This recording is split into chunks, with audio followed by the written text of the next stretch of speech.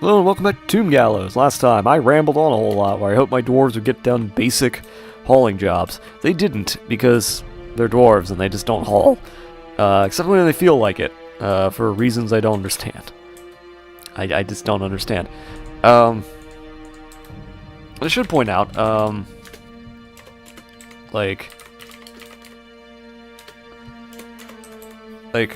was thinking, and one of the things that I would point out as I was thinking about, what makes Dwarf Fortress great, and what makes Dwarf Fortress frustrating. And the answer I kind of came up with was that everything that makes Dwarf Fortress amazing is also what makes it really frustrating. Dwarf Fortress is amazing because it has, it develops the game beyond, it generates everything in the background. There's an entire world that's being managed and run in the background that you don't see. That's amazing. It's also really frustrating because it slows the game down and doesn't really add a whole lot when it comes down to it. And then, I thought of things like, the body system. Where the bodies of every creature have, blood, and, they focus on, the movement of, it manages, all of the body parts. Dwarves have 8 billion body parts. Ligaments and tendons, and, they have, all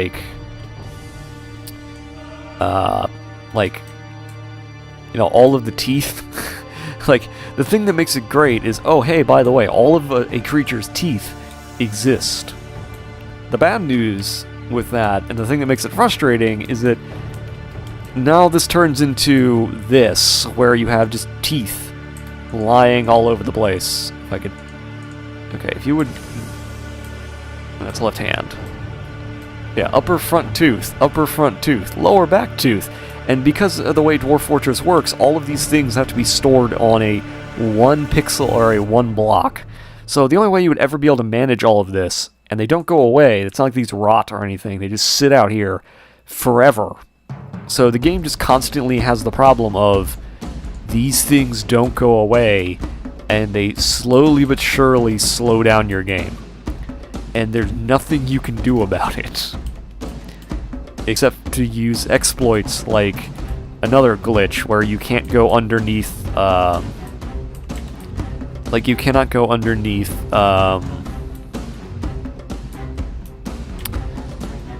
bridges. So if you use the bridge to Dwarven Atom Smash, which is an easy way to say glitch the game out, that's the only way to, you shouldn't have to rely on glitches. You would not accept using glitches for any other game. So I feel like it's wrong to just accept them in Dwarf Fortress in a number of ways. I know there's an argument to be made for using it, doing things that way, but I just can't help but think it just seems wrong, I guess. What did we catch? Oh good, monkeys. Great. I don't know. I think part of it just depresses me. I think when I think about Dwarf Fortress, and I think about all of the potential versus what we actually have. And I keep coming back to it because I like the idea and I want to support the idea, I want to I like playing the game when it works. I don't like the fact that so much of the game is built around tedium, almost, or is so complex that it can't be handled. And,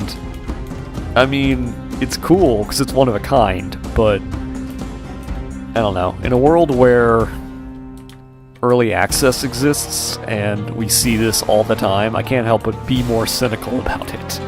I don't want to be cynical, I don't want to, be I don't want to be the guy who's like, man, Dwarf Fortress sucks, because it doesn't. It's cool. It's fun to play. It just... I don't know. It's just something about, something lately, the more I play it and the more I think about it and look at what they're adding and changing, and the more I think they sort of lost the plot somewhere along the line, Like, somewhere along the line, something happened where they're just like, alright, we just gotta forge ahead and hope for the best, regardless of whether or not it makes any sense to do so. Also, wait a minute, we also finished all of our bedrooms, didn't we? So we actually don't have to do that anymore. Alright, so now we can actually focus on other things. Yeah, again, I don't know. Maybe I'm just talking about other things, because I don't want to, I think part of my problem is I want to get away from just talking about what I'm doing in the game, because that's really boring. Because it's very obvious. At this point, we've sort of gotten to the point now where we've done everything, and so... we're at the point now where... Still have one recruit. Where is our recruit? What is he doing? Is he not training? Why is he... Recruit. Not Axe Dwarf. Okay, he's got everything. Is he on the schedule?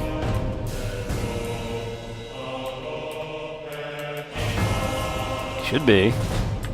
Where are you? Like, just something like this. Like, going to your military squad and not being able to just immediately zoom to wherever these guys are is frustrating. Like, this should be the easiest thing on the planet to go, okay, I need to find this guy. But if you want to find this guy, you have to go into the unit list and search through 200 dwarves to figure out where he is. Alright, here's another problem. These are all different colors. Does anyone know what these colors mean? I don't. I know I don't, because it doesn't tell you in the game. So, it's just noise. It just... I'm looking for one name on a bunch of lists of blinking... What does the blinking mean? I don't know. It doesn't tell you. If you want to know, you have to guess, or look it up somewhere, and that's just not a good way to make a game. Sleep. Why are you sleeping? Bro, why are you sleeping down here? I mean, the Axe Lord's sleeping too, but... Wait. Oh. I don't know. It's just... There's a lot of things about this game that are obtuse in ways that they shouldn't be. Does that make sense? I don't know. Maybe it doesn't make sense. Maybe it's just my cynicism coming out, or maybe it's just, my belief that Dwarf Fortress can be better. Like, maybe it's because, it's the kind of thing where you believe that the game should be better, because you look at it and you go, yeah, I can imagine this being so much better than it is. And then it just isn't. And you're just kind of going, okay, why? And I don't know. I'm not sure there's a good answer to that. I want there to be a good answer, but I don't think there is, and it's depressing. Like, basic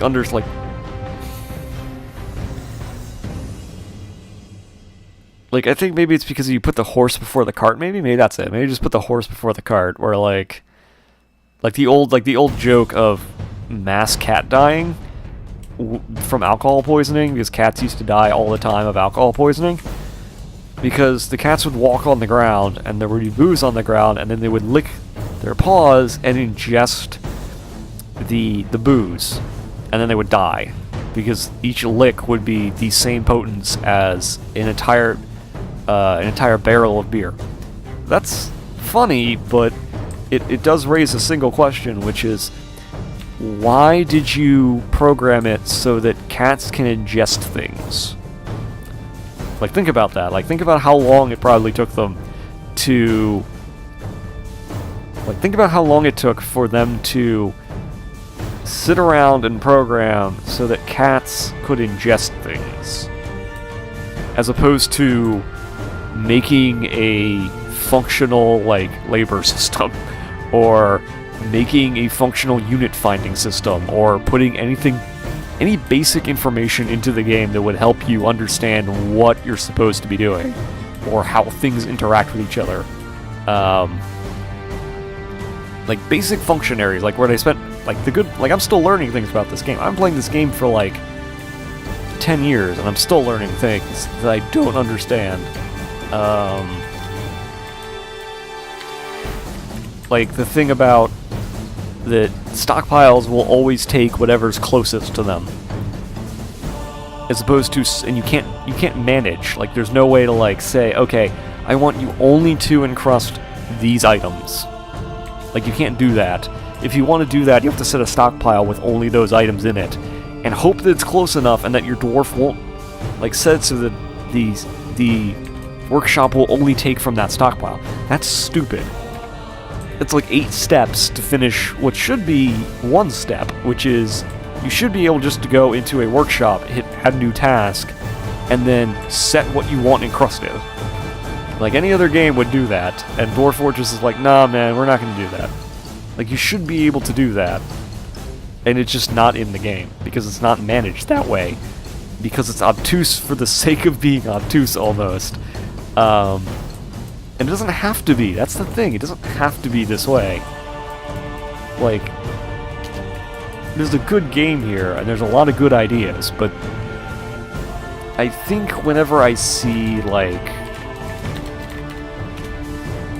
I think whenever I look at this game and I see them trying to add new features, my first response is, maybe they should fix the features in the game first, maybe?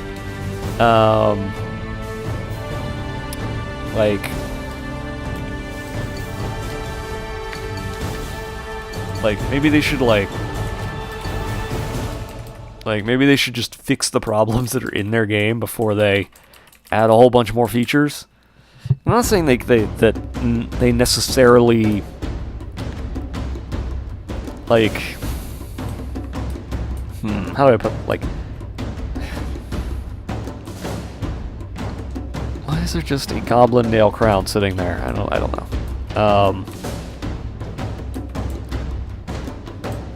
I'm not saying necessarily that anything is entirely wrong, although there's a lot wrong, but it's... I don't even know the right way to put it. Like, I don't know if there was a way to put it in a way that would be satisfactory to the game itself, if that makes sense. Oh, there's so many cats.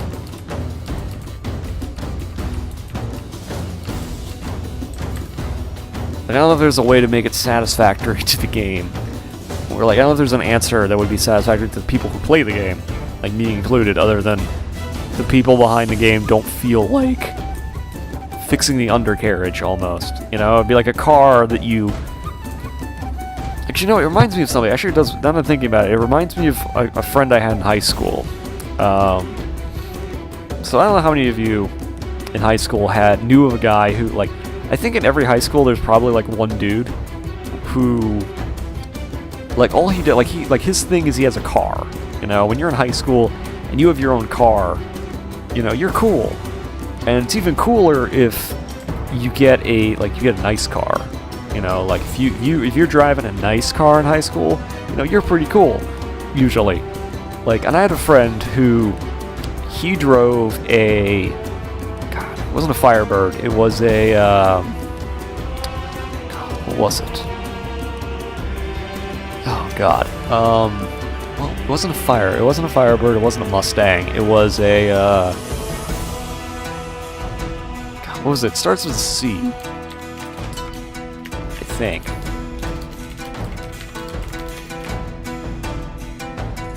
God, I gotta look up every car that starts with a C to figure out what the damn name of the car was. It wasn't a Cadillac, it was...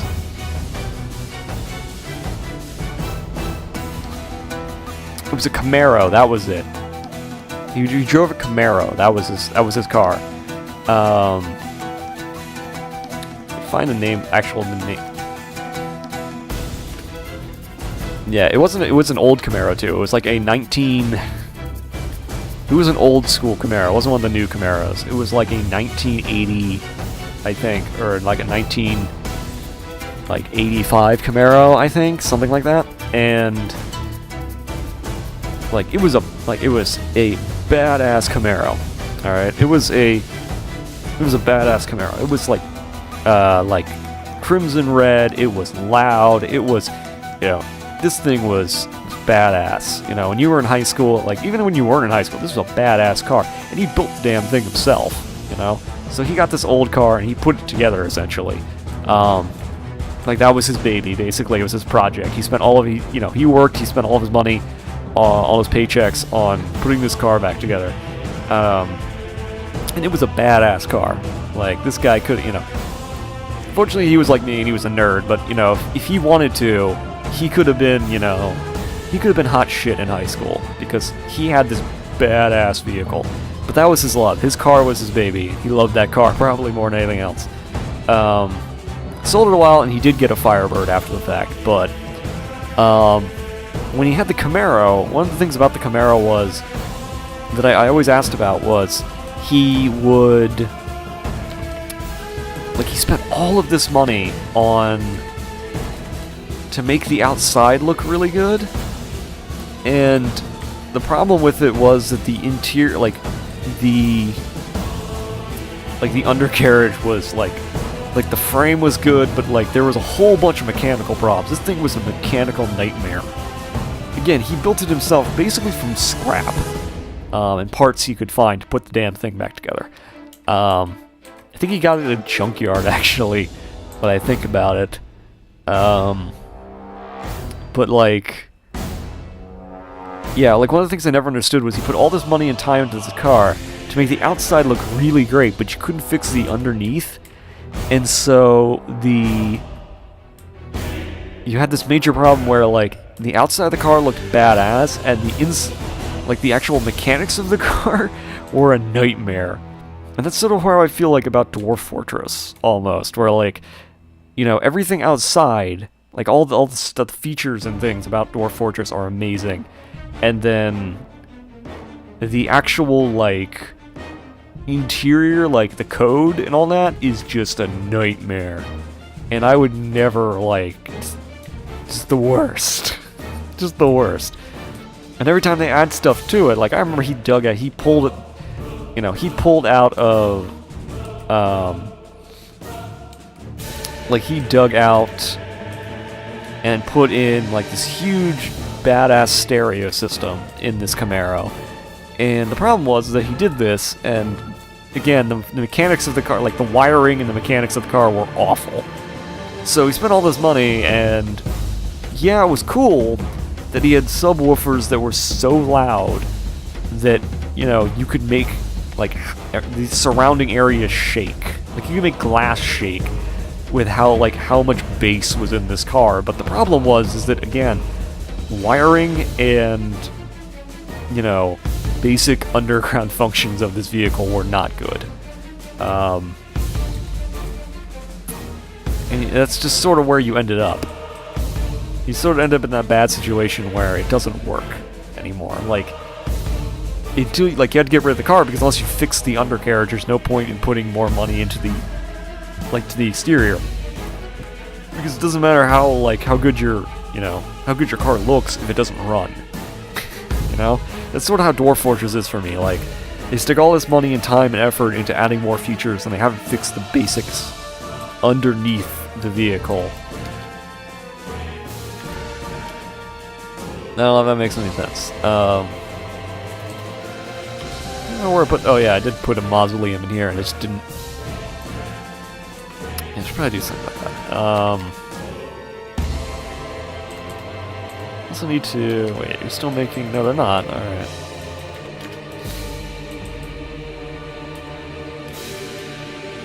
Like, I don't know. Maybe it's just me being me. I don't know. Maybe I'm just like...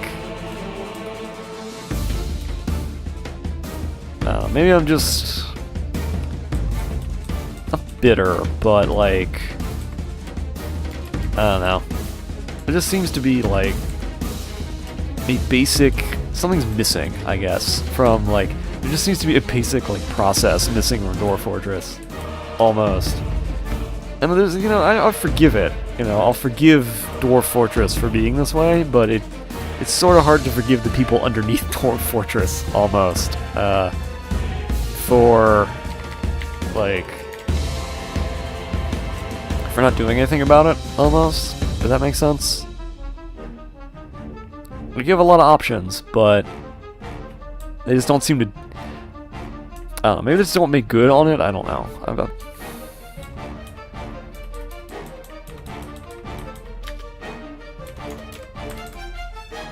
I sort of want to... I want to I guess the audacity of hoping that one day they will, you know, fix the underlying issues, although I don't think they will.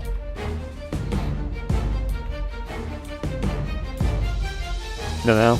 I don't know if that makes sense. Now, fix the underlying issues of, you know, hey, there's a problem with the game. We should probably fix some of these bugs that have been backed up since the dawn of time. And they just don't. Do we use all 50 bins? No way we used 50 bins. We did. Okay. Do we really have that much shit just sitting around that we hadn't put into bins? I didn't think we did. Maybe we did, I don't know. Okay. Gotta use all this copper up somehow.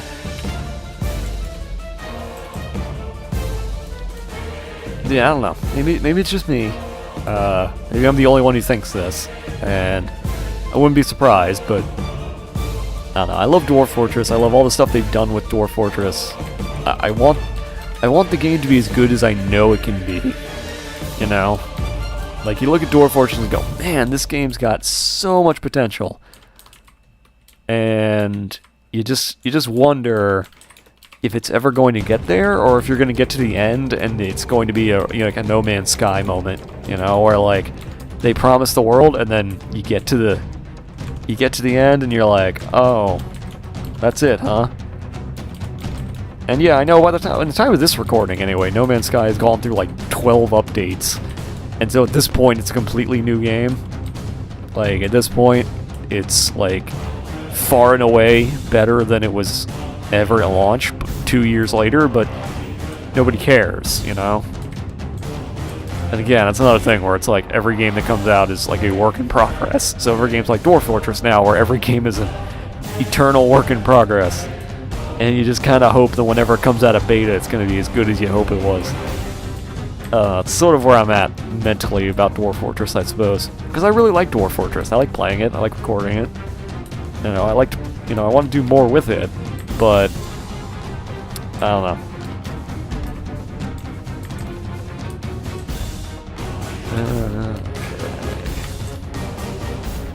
I don't know. Maybe it's just me. I don't know. I would not be surprised if it was just me. A lot of things are just me, so that's sort of how it goes, almost, with a lot of things.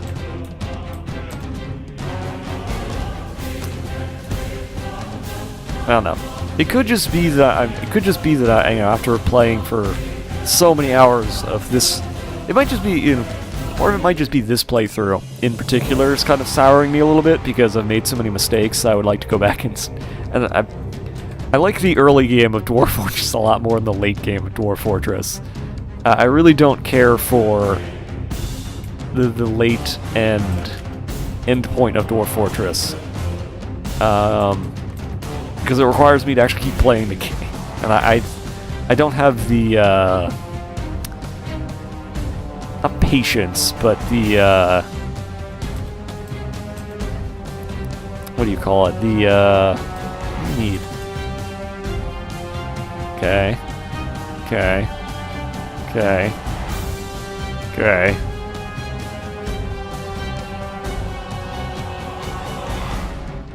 What don't you have? Oh. Eat bones. Oh. Okay, well, we'll just kill a couple more cats, I guess.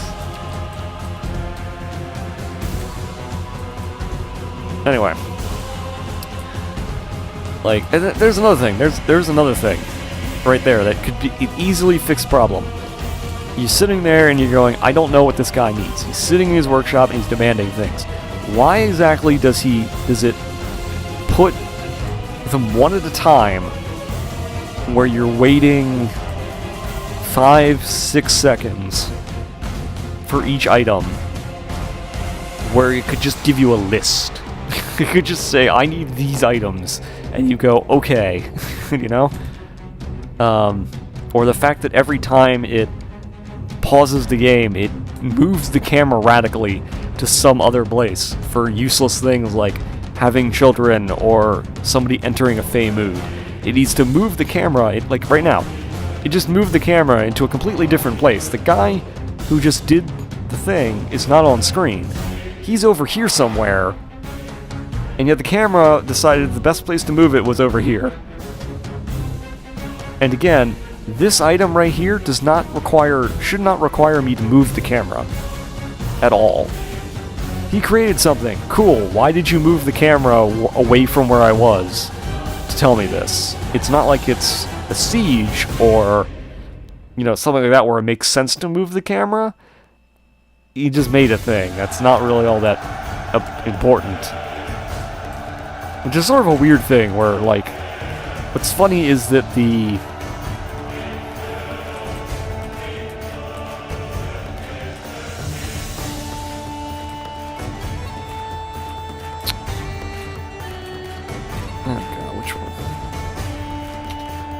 Like, it's the weird thing. It's like, with the addition of museums, like, artifacts become less interesting.